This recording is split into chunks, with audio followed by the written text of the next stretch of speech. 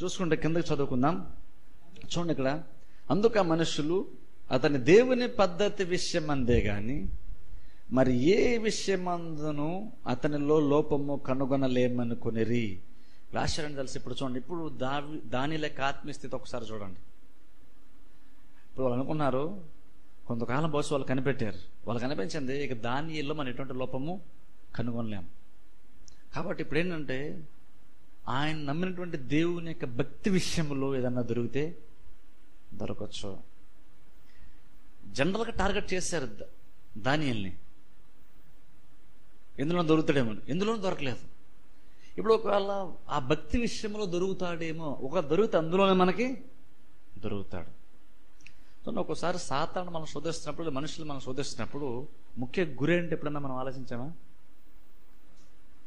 రాబోతున్న వారంలో సాతాను మనం శోధిస్తే వాడు ఎలా శోధిస్తాడు, మనం దాన్ని తెలుసుకోగలలేదు, దాని గురించి చెప్తాను ఒక వారం. గమనించండి, ఇక్కడ భక్తి విషయంలో తప్ప ఎక్కడ కూడా దొరకట్లేదు.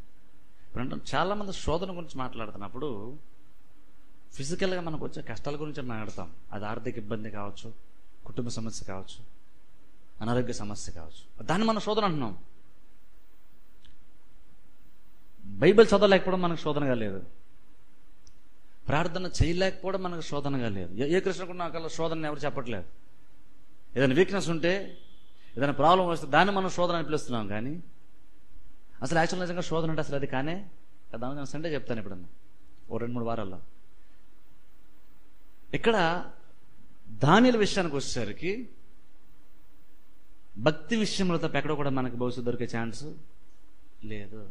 కాబట్టి ఆ విషయంలో గమనిద్దాం అనుకున్నారు వాళ్ళు. చూడండి, అన్నారు అతని దేవుని పద్ధతి విషయం అందే గాని మరి ఏ విషయం అతని లోపము కనుగొనలేమనుకునేది. కాబట్టి ఆ ప్రధానులను అధిపతులను రాజునొద్దకు సందడిగా కూడి వచ్చి ఇతనిది, రాజుకు దర్యావేషు చిరంజీవయుందువుగాక, రాజ్యపు ప్రధానులను సేనాధిపతులను అధిపతులను మంత్రులను సంస్థానాధిపతులను అందరూ కూడి రాజు ఖండితమైన చట్టము స్థిరపరిచి దాన్ని శాసనముగా చాటింపజేయునట్లు యోచన చేసిరి. ఎట్లనగా 30 దినముల వరకు నీ యొద్ద తప్ప మరి ఏ దేవుని యొద్దనైనను మానవుని యొద్దైనను ఎవడనూ ఏ మనవియు చేయకూడదు. ఎవడైనా చేసిన ఎడల వాడు సింహముల గుహల్లో పడద్రోయబడును. ఇప్పుడు చూడండి, వీళ్ళందరూ కలిసి రాజు దగ్గరకు వచ్చాను. రాజా, నాకు ఆలోచించి మేమందరం కలిసి ఒక ఆలోచన చేస్తాం. ఒకటి క్యాబినెట్ అని చెప్పొచ్చు ఒక రకంగా. వాళ్ళందరూ ఆలోచన చేస్తారు, అందరం కలిసి మాకు ఆలోచన వచ్చింది అంటున్నారు. అది చెప్పండి, అసలు అది కూడా వాస్తవమే. ఎందుకంటే అందరూ కలిసి తీసుకున్న ఆలోచనలో అయితే అందులో దానిలు కూడా ఉండాలి ఆలోచనలో. ఎందుకంటే అందరికంటే దానిలు అందులో ప్రధానమైన ఉండాలి అన్నప్పుడు నిజంగా వీళ్ళందరూ కలిసి ఒక డెసిషన్ తీసుకుంటే అందులో దానిలు కూడా ఖచ్చితంగా ఉండాలి. కానీ యాక్చువల్గా దానిలో ఇందులో ఇన్వాల్వ్మెంట్ లేదు. కానీ వీళ్ళు రాజు దగ్గరకు వచ్చి అందరం కలిసి ఒక ఆలోచన చేసేయమంటున్నారు. ఇప్పుడు చూడండి, ఎందుకు ఆ మాట అన్నారు తెలుసా? ఎందుకు ఆ మాట అనంటే అందరూ కలిసి సమ్మతించేమన్నప్పుడు రాజు ఖచ్చితంగా దానికి సమ్మతించే అవకాశం ఉంది. నాకు ఆలోచన వచ్చింది అంటే రాజు పట్టించుకోడు. ఎందుకంటే జనరల్గా ఎవడో ఒకటి చెప్తే మనం చెయ్యం. ఇప్పుడు మనం కూడా ఏం చేస్తాం తెలుసా? ఈవెన్ ఇప్పుడు క్రిస్టియన్స్లో కూడా అందరూ చేస్తే మనం దాన్ని చేస్తాం, ఎవరో ఒకళ్ళిద్దరు చేస్తే దాన్ని మనం చెయ్యం. ఇప్పుడు మనం చెయ్యాలా చేయకూడదు అంటున్నది అది ఎంతవరకు బయలు ప్రకారం ఉంది లేదంటే కంపారిజన్ కాదు. ఇప్పుడు మనం అలా చూసుకోవట్లేదు, పోల్చుకోవట్లేదు. ఎలా పోల్చుకోవడం? అందరూ చేస్తున్నారా, కొంతమంది చేస్తున్నారా, ఎంతమంది ఇలా చేస్తారు, ఎంతమంది అలా చేయట్లేదు, అలా చూసుకుని అలా లెక్క కట్టుకుని ఎక్కువ మంది చేసేది మనం చేస్తున్నాం. ఎందుకంటే జనరల్గా ప్రపంచానికి ఉన్న ఒక లెక్క ఏంటంటే అందరూ చేస్తే అది సమ్మతమే.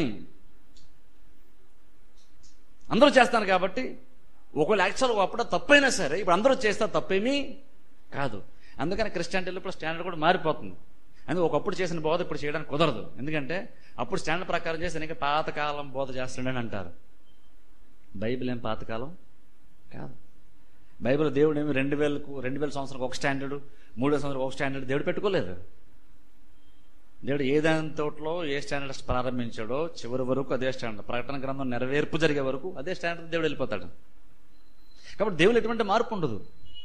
కానీ మనం ఏంటంటే మార్చుకున్నాం. ఎందుకు మార్చుకుంటున్నామంటే ఈ రోజుల్లో ఇలా చేస్తే ఎక్కువ మంది ఇష్టపడరేమో అండి, ఎక్కువ మంది సమ్మతించరేమో, బహుశా ఎక్కువ మంది చర్చికి రారేమో అండి అని. ఇప్పుడు పాస్టర్ ఉన్న మెయిన్ రెస్పాన్సిబిలిటీ చాలా మంది అనుకుంటారు అంటే ఎక్కువ మందిని రప్పించుకోవడం పాస్టర్కి బాధ్యత అనుకుంటున్నారు. ఎక్కువ మందిని రప్పించుకోవడం పాస్టర్కి బాధ్యత కాదు. రప్పించుకోవడం గురించి కాదు పాస్టర్ యొక్క పని. దేవుడు ఏం చెప్పాడు? దాన్ని చేయడం పాస్టర్ యొక్క పని. రప్పించుకోవడం అంటే పాస్టర్ సంబంధమే లేదు. అందుకని ఒకళ్ళు రప్పించుకోవడం నేను ఏదో కొన్ని మార్చుకోను, ఒకళ్ళు మానిపించుకోవడం ఏదో కొన్ని మార్చుకోను. పనిని పనిగా చేసుకుని వెళ్ళిపోతాం. అందులో వచ్చేవాళ్ళు ఎంతమంది, ఉండేవాళ్ళు ఎంతమంది, విడబడే ఎంతమంది అంటే సంబంధం లేదు అది. ఎందుకంటే పాస్టర్కి మెయిన్ ఉద్దేశం ఎక్కువ మంది రప్పించుకోవడం కాదు. అందుకే మీరు ఎప్పుడన్నా కానీ కంపేర్ చేసినప్పుడు ఎక్కువ మందితో పోల్చొద్దు. ఎక్కువ మందితో పోల్చినప్పుడు ఇది అందరూ చేస్తారు, మనం కూడా చేయొచ్చు. అందరూ చేస్తారు కాబట్టి చేయడం వీల్లేదు. ఇక్కడ వాళ్ళు ఎందుకు మేమందరూ సమ్మతించామన్నారంటే, అందరూ సమ్మతించినప్పుడు రాజు వినే అవకాశం ఉంది, రాజు సమ్మతించే అవకాశం ఉంది. ఒకటి అందరం కలిసి నిర్ణయం తీసుకున్నాం అంటున్నారు, కానీ అందరూ కలిసి నిర్ణయాన్ని తీసుకోలేదు. కానీ అందరూ అన్న మాట ఎందుకు వచ్చిందంటే, అందరూ అన్నప్పుడు మామూలుగా చేయనటువంటి వాడు కూడా అందరూ చేస్తా అన్నప్పుడు ఆటోమేటిక్గా చేస్తాడు. ఇప్పుడు చూడండి, కొన్ని కార్లు మీరు జనరల్ చేయడానికి ఇష్టపడరు. అది బహుశా అప్పటివరకు మీకు దాని గురించి వేరే అవగాహన ఉందో, అది బహుశా అంత కరెక్ట్ కాదేమో అనుకొని బహుశా మీరు ఉండిపోంటారు. కానీ వన్స్ ఒకసారి ఎవరిని వచ్చి అన్ని సంఘాలు అలాగే ఉంది, అందరూ అలాగే చేస్తాను అనుకోండి, ఇప్పుడు ఆటోమేటిక్ మన ఆలోచన ఏంటంటే ఇంతమంది వరకు ఉన్నటువంటి ఆలోచన మార్చుకుంటాం. ఎందుకంటే ఇప్పుడు అందరూ అనేసరికి ఆటోమేటిక్ అయితే మనం కూడా చేయొచ్చా, మనం కూడా ఎలాగన్నా ఉండొచ్చు. ఎందుకని ఇప్పుడు అందరూ అనేసరికి అందరూ చేస్తున్నప్పుడు అది కరెక్ట్ అన్న అపోహతో మనం బ్రతుకుతున్నాం. వాళ్ళు అదో చెప్పారు. అందుకని చూడండి, జనరల్ నేను ఒక విషయాన్ని నేను చేయలేను. ఇక్కడ అందరూ పాస్టర్లు చేస్తున్నారు అనుకోండి, అందరూ పాస్టర్లు అందరూ చేస్తున్నప్పుడు నేను జనరల్గా చేయనటువంటి కార్యాన్ని కూడా అందరూ చేస్తున్నారన్న కారణాన్ని బట్టి ఇప్పుడు నేను చేయడం మొదలు పెడతాను. సో అందుకని జనరల్గా కొన్ని మనం యాక్చువల్గా చేయము, కానీ ఎందుకు చేయడానికి ఇప్పుడు ప్రారంభిస్తామంటే అందరూ చేస్తున్నారు కాబట్టి. అంటే ఏంటంటే ఒకడు అన్నాడండి, ఇద్దరు అన్నారండి, ఇద్దరు ఎలా బోధించారండి అన్నప్పుడు మనం చెయ్యం. అందరూ ఇదే బోధిస్తానని అనుకోండి, అప్పుడు చేస్తాం. అంటే అర్థం ఏంటంటే జనరల్గా నువ్వు ఒక కార్యాన్ని నువ్వు చేయడానికి ఇష్టపడినప్పటికీ కూడా నీతో చేయించాలంటే అందరూ చేస్తానన్నప్పుడు ఆటోమేటిక్గా నువ్వు నీతో ఆ పనిని చేయించగలుగుతాం. నీకు ఇష్టం లేని పని కూడా చేయించాలంటే అందరూ ఇదే చేస్తున్నాను అనుకోండి, అప్పుడు నువ్వు ఇష్టపడినటువంటి వాడు కూడా నువ్వు ఇష్టంగా మార్చుకున్న పని చేస్తావు. అందుకని రాజుగారి దగ్గరికి వెళ్ళాలన్నారు, అందరం కలిసి నిర్ణయం తీసుకున్నాం అని చెప్పారు. రాజు కూడా దానికి ఏం చేశారు చూడండి, కింద చదువుకుందాం చాలు. ఇప్పుడు చూడండి, ఇక్కడ చూస్తే వాళ్ళు శాసనంగా చేసేదాన్ని ఒకటి అనుకున్నారు, రాజు దీన్ని అప్రూవ్ చేయి, నువ్వు ముద్రయ్యి అని చెప్పేసి. అంటే రాజు ఎప్పుడైతే ముద్ర వేస్తాడో ఈ ఆలోచన కర్త లెక్క ఆలోచన ఇక్కడ నుండి చట్టంగా మారుతుంది. ఎలాగైతే పార్లమెంట్లో కొంతమంది చూడండి మెంబర్స్ ఉంటారు, ఎంపీలు, మెజార్టీ ఒక బిల్ సమ్మతించినప్పుడు అప్పుడు కదా ఒక ఆలోచన, ఎప్పుడైతే మెజారిటీ సమ్మతించారో ఇక్కడ నుండి అది చట్టం అయిపోతుంది. అలా ఇక్కడ కూడా వీళ్ళు ఒక ఆలోచనతో వచ్చారు. ఇప్పుడు రాస్తే ముద్రించాలన్నారు, ముద్రించారు. ఇప్పుడు ముద్రించినప్పుడు అది రూల్ అయిపోయింది, ఖచ్చితంగా చట్టం అయిపోయింది. ఇప్పుడు ఏంటో చట్టం అంటే 30 రోజుల వరకు ఎవరు కూడా ఏ మనిషిని ఏ దేవుని ప్రార్థన చేయకూడదు, ఏదన్నా చేస్తే రాజుగారినే చేయాలి. ఇది పూర్తిగా డిజైన్ చేసినంతా కూడా కేవలం దానియేలుకు వ్యతిరేకంగా ఉన్నట్టు కొరకే ఒక వ్యక్తిని దృష్టిలో పెట్టుకొని ఒక చట్టాన్ని సైతం వీళ్ళు చేశారు. ఆలోచించిన లోకం క్రైస్తవులకు ఎంత వ్యతిరేకంగా ఉంటుందో. మనం ఇంకా ఇప్పుడు అంత వ్యతిరేకతలు మనం లేము, అయినా సరే మనం దేవుని లోబడలేకపోతున్నాం. కానీ యాక్చువల్గా చెప్పాలంటే క్యాబినెట్ అంతా కూడా ఒక వ్యక్తికి వ్యతిరేకంగా ఇక్కడ లేచారు వీళ్ళు, చట్టం కూడా చేశారు. ఇప్పుడు బైబిల్ ఏం చెప్తుందంటే దానియేలు కంట సంతకము చేయబడిన దానియేలు తెలుసుకున్నాను, అతడు తన ఇంటికి వెళ్ళి తెలుసుకొనినను అతడు తన ఇంటికి వెళ్ళి ఓ చట్టం ఎలా వచ్చింది. ఏంటి ఆ చట్టం అంటే ఎవరు కూడా ప్రేయర్ చేయకూడదు, చేస్తే రాజుగారికే ప్రేయర్ చేయాలి, రాజుగారికే మొక్కాలి, ఆ రూల్ చేశారు. కొత్తగా బిల్ పాస్ అయింది. ఓహో అలాగా, అంతే. వెళ్ళాడు, ఏమీ జరగలేదన్నట్లుగానే తన ఇంటికి వెళ్ళి గదిలోనికి వెళ్ళి ప్రార్థన చేయడం మొదలుపెట్టాడు. చూడండి, ద్వేషించే ఉన్నప్పటికీ దానియేలు అది కదిలించలేదు. తాను ఏదైతే నమ్మి తనకి భక్తి జీవితాన్ని అలవాటు చేసుకొని దాన్ని కంటిన్యూ చేస్తున్నాడో, ఇప్పుడు సడన్గా ఇప్పుడు అది చేస్తే చట్ట వ్యతిరేకము అని ఒక చట్టం వచ్చిన తర్వాత కూడా దాన్ని అసలు చట్టం గురించి కనీసం ఆలోచన కూడా చేయలేదు. కనీసం తెలుసుకొనినను యథావిధిగా వెళ్ళి ప్రార్థన చేశాడు. ఇప్పుడు అలాంటి విశ్వాసాలు కావాలి ఈ రోజుల్లో. మనకు తెలిసినా సరే, ఎంతమంది వ్యతిరేకంగా మనం చేసే దాన్ని ఆటంకపరచాలని చూసినా సరే, అది మనకు తెలుసు, వాళ్ళు దాన్ని ఇష్టపడరని తెలుసు, వాళ్ళని ద్వేషిస్తారని తెలుసు. దాన్ని బట్టి మనం చేసిన వాళ్ళు వ్యతిరేకంగా వాళ్ళు చట్టాన్ని తీసుకొస్తారని మనకు తెలుసు. అయినా సరే ఏమాత్రం కూడా మన ఆత్మీయ జీవితాన్ని ప్రభావం చూపకుండా, దాని ఒత్తిడి మనపై పడకుండా మనం చేసేది చేసుకుంటూనే వెళ్ళిపోవడం. దాన్ని ఇలా చేశాడు. తెలిసినను ఆయన చేసుకుంటూ వెళ్ళిపోయాడు, ఆయన పని ఆయన చేసుకుంటూ వెళ్ళిపోయాడు. ఇప్పుడు ఇది మనం నేర్చుకోవాల్సినటువంటి విషయం ఇక్కడ ప్రాముఖ్యంగా. ఆయన చాలా వ్యతిరేకమైన విషయం తెలుసు, అయినా సరే అదేమాత్రం ప్రభావం చేయలేదు. నన్ను అడిగితే 30 రోజులు ప్రార్థన చేయకుండా ఉండడం అంటది దానియాలకి చాలా కష్టమైనటువంటి పని అయి ఉంటుందేమో. ఒక చట్టం వచ్చిన తర్వాత నువ్వు ప్రార్థన చేస్తే రాజుగారికే మొక్కలే ప్రార్థన చేయాలి తప్ప నువ్వు వేరే దేవుని ప్రార్థన చేయకూడదని చెప్పినప్పుడు ఆ 30 రోజులు చట్టానికి లోబడి ప్రార్థన చేయకుండా ఉండడమే దానియాలకి కష్టమయ్యిందేమో. అందుకనే ఆ చట్టం ఉన్నా సరే దేవునికి లోబడడానికి ఇష్టపడ్డాడు. ఎందుకంటే నన్ను అడిగితే దానికి స్థితి ఎలా ఉందంటే, చట్టం ఉన్నప్పుడు కూడా చట్టం లోబడ్డం కంటే దేవుని లోబడడానికి చాలా ఈజీగా మారింది. దేవుని లోబడడానికి ఈజీగా ఉంది. అందుకని చట్టం ఆలోచించట్లేదు. ఇప్పుడు అందుకని చూడండి, దేవునికి లోబడ్డం గురించి మాట్లాడేటప్పుడు నువ్వు వెళ్ళి నేను ఆలోచించి చెప్తానని అన్నావంటే ఒక క్రైస్తవుగా అసలు తగినటువంటి మాటే. విధేయత అన్నప్పుడు ఒకసారి ఇమ్మీడియట్గా విధేయత కనపరచాలి. నేను ఆలోచించుకుంటాను అన్నాం, లేదా దాన్ని సాగదీస్తున్నామంటే యాక్చువల్గా నీకు విధేయతను కనపడాల్సిన అవసరం కూడా లేదు ఇంకా. ఎందుకంటే విధేయత అంటే ఎక్కడ వస్తుందంటే దేవుడు చెప్పాడా, చెప్పాడండి. బైబిల్లో ఉందా, ఉంది, మరి ఇంక వెంటనే లోబడు. అది క్రైస్తవునికి ఉండాల్సిన విషయం. అది బైబిల్ విశ్వాసాన్ని అంతగా ప్రభావితం చేయాలి. బైబిల్లో ఉందంటే సరే ఉందండి, అయితే ఓకే నేను ట్రై చేస్తాను, 1 month లేకుండా నేను దానికి అది చేయడానికి నేను ట్రై చేస్తాను అంటే అది సరైన కార్యం కానే కాదు. అది తెలిసినప్పుడు చట్టం నాకు వ్యతిరేకం ఉందని తెలిసినప్పుడు కూడా దానిలో ఏమాత్రం ప్రభావం చూపలేదు, వెళ్ళి ప్రార్థన చేశాడు. సో నేను ఏమంటాను, ఈ రోజుల్లో మనకు జనరల్గా 30 రోజులు ఏ చట్టం లేనప్పటికీ 30 రోజులు ప్రార్థన చేయాలంటే మనకు కష్టం. కానీ చట్టం ఉన్నప్పటికీ కూడా ప్రార్థన చేయకుండా ఉండడం దానిలో కష్టమైంది. ఈ రోజు యాక్చువల్ ఏదైతే మనకు కష్టమో అదే దానిలకు ఆ రోజు ఈజీగా ఉంది. చట్టం ఉందనుకో, సపోజ్ 30 days ఎవరో ప్రేయర్ చేయకూడదని, మనకేం చేయడం ఈజీ తెలుసా?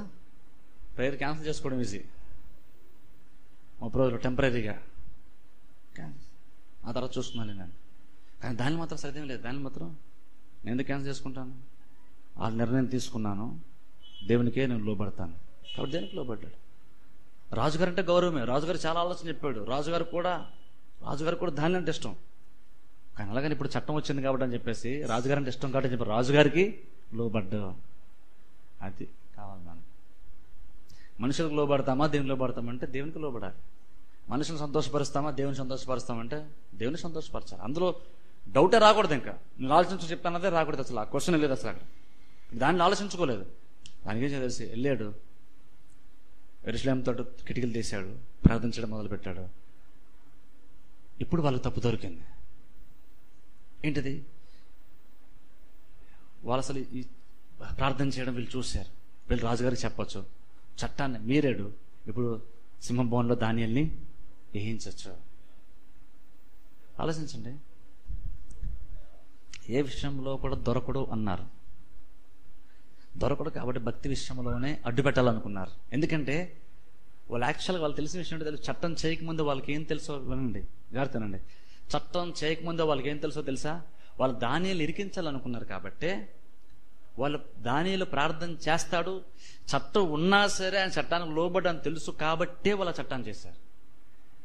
సపోజ్ ఒక రూల్ పెట్టి నువ్వు చర్చికి వెళ్తే మేము జైల్లో పెడతాం అన్నప్పుడు మీరు మానేస్తారని తెలిస్తే ఆ రూల్ పెట్టాల్సిన పనే లేదు. కానీ ఒక వ్యక్తి నన్ను ఇరికించాలనుకున్నప్పుడు, ఒక చట్టం చెప్పినా సరే, ఒక వ్యక్తి చెప్పినా సరే నేను అదే చేస్తాను అనుకున్నప్పుడు దాంతో నన్ను ఇరికించవచ్చు. వాళ్ళకి తెలిసిన విషయం ఏంటంటే మనం చట్టం తీసుకొస్తాం, దాన్ని ఆమోదింప చేస్తాం రాజుతో.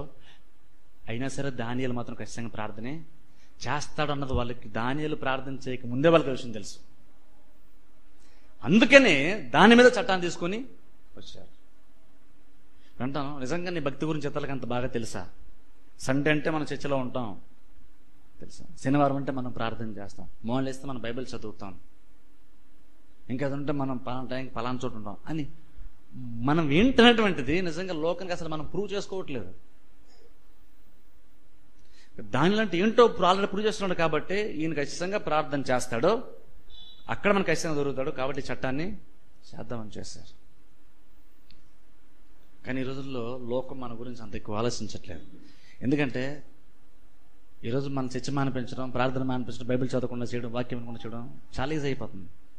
కానీ వాళ్ళకి అలా దాని ఏదో చేయించడం చాలా కష్టపడ్డారు. వాళ్ళు చట్టాన్ని తీసుకొని రావాల్సి వచ్చింది. ఎందుకంటే దేనికి లోబడ్డైనా వాళ్ళకి తెలుసు, ఎంత ఆపినా రాజుగారు ఆపమన్నా ఈ నాడని విషయం వాళ్ళకి తెలుసు కనుకనే చట్టాన్ని చేశారు. ప్రార్థన చేయకుండా ఆపడానికి కాదు వాళ్ళ ఉద్దేశం. దానియాలు చేస్తారు కాబట్టి, అలా దొరుకుతాడు కాబట్టి అలా దానియాలు చంపొచ్చని. గమనించండి, ప్రార్థన చేయకుండా ఆపడం కాదు వాళ్ళ ఉద్దేశం. ఇన్ని ప్రార్థన చేస్తాడు, తద్వారా మనం ఇన్ని సింహంలో చంపేయచ్చు, అది వాళ్ళ ప్లాన్. కాబట్టి వీళ్ళు చట్టం చేయకముందే దానియాలు చట్టం చేసే దాంతో కూడా వెళ్తాడన్న విషయం వాళ్ళకి తెలుసు. కాబట్టి ఆ చట్టాన్ని చేశారు. ఇప్పుడు చట్టాన్ని చేసినప్పుడు వాళ్ళకి దొరికి వాళ్ళు చూశారు దానియాలు ప్రార్థన చేస్తున్నాడు. రోజుకు 3 సార్లు యథావిధిగా ప్రార్థన చేశారు. వాళ్ళు రాజుగారికి ఇలా విషయం చెప్తారు. చెప్పినప్పుడు రాజు పాపం వెంటనే బాధపడతాడు. మనం చదువుకుంటే 15 వచ్చిన చదువు,